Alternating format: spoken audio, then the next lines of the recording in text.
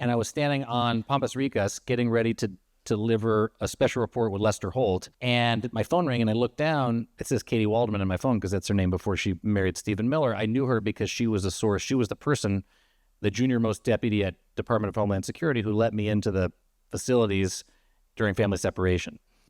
Let's just say she didn't like what I wrote in the first book. So we didn't talk for a while. And in fact, I didn't hear from her for a very long time. I pick up the phone and she says, "Hi, it's Katie Miller." Maybe it wasn't that friendly. "Hey, it's Katie Miller." And I said, "Hey, Katie, I got to call you back. I'm about to go up on a special report with Lester." "Okay, no problem." And I hung up.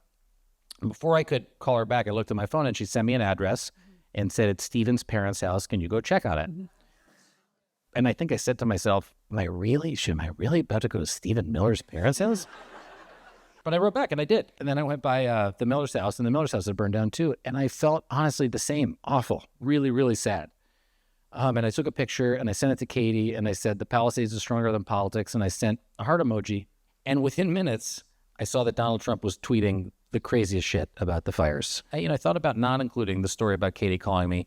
But to me, the irony of it, that the incoming administration, her soon-to-be future boss, Donald Trump, Elon Musk going down to the command post and pressing the firefighters in this live stream, when all anybody wanted was just some space to do the work, underscores that this is just part of this moment that we live in. They were pouring rhetorical fuel on the very real flames of the fire. And it hurt her parents too. What did you write back to her? That I was so sorry. I felt devastated for them.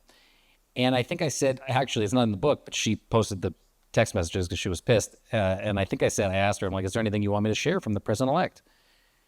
And I just didn't hear from her again, really. There was a couple of back and forths, but I really didn't ever hear anything from her. I get that this is a very, very painful thing, but just that I heard from her in that moment and the irony of what her bosses were doing and the fact that it was so damaging to people is, as a journalist, is my duty to report that, actually. Firestorm is available now wherever books are sold in print, ebook, and digital audiobook.